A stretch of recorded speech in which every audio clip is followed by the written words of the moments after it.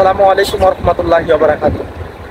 যারা নতুন বিদেশে আসবেন তাদের প্রথম কাজ হলো নিজে একটা ব্যাংক অ্যাকাউন্ট খুলবেন। আপনি যদি ব্যাংক অ্যাকাউন্ট খুলে বিদেশে আসতে পারেন তাইলে আপনার জন্য অনেক ভালো হবে। এই কথাটা কেন বলছি, বাংলাদেশিরা বেশিরভাগ আবেগীময় হয়, কারণ তারা দেশের প্রতি, দেশের মা বাবার প্রতি, আত্মীয় স্বজনের প্রতি অনেক আবেগ থাকে, তাদের অনেক ভালোবাসা থাকে, বাস্তবেও সত্যি থাকে।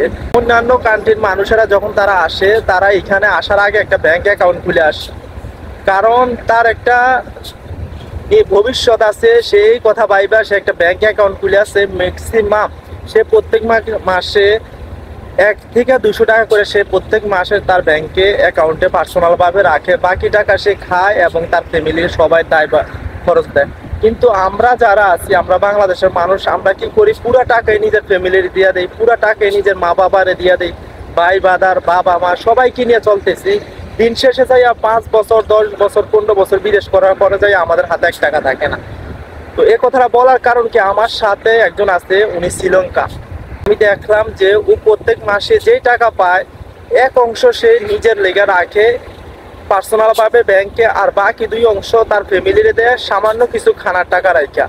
তো ভবিষ্যতে দেখা যাইতেছে ও আমার বলতেছে ও যদি ম্যাক্সিমাম 2 বছর 3 বছর 4 বছর 5 বছর যত বছরই থাকে না কেন, তারপরে যাই এসে যাওয়ার সময় তার একটা অ্যামাউন্ট থাকে, ভালো একটা টাকা থাকে, তখন সে দেশে গেল তার কোনো ভয় থাকে না, ভরসা থাকে যে আমার হাতে কিছু টাকা আছে, আমি দেশে যাই কিছু করতে পারবো, যে কোনো একটা কাজ, ব্যবসা বা প্রতিষ্ঠান, যে কোনো একটা কিছু করতে পারবো। আমাদের দেশের মানুষ আবেগীময় হওয়ার কারণে সে কোনো কিছু করতে পারে না।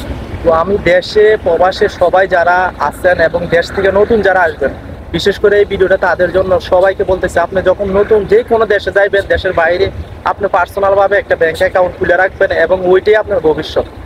আপনাকে বলতেছি না আপনার মা বাবা ভাই বোন সবাইকে না দেন, দেন অবশ্যই দেন, কিন্তু 1% আপনার বেতনের 3/1 আপনি আপনার পার্সোনাল ভাবে জমান। কারণ আমি দেখছি আমাদের দেশে অনেক বাংলাদেশিরা আছে যারা প্রবাসে আসে, সেটা সে পরে হেনস্থার শিকার হয়। 5 বছর 10 বছর 15 বছর করার পরে তার হাতে আর টাকা থাকে না। তো সবাই ভালো থাকবেন, সুস্থ থাকবেন। আল্লাহ হাফেজ, আসসালামু আলাইকুম।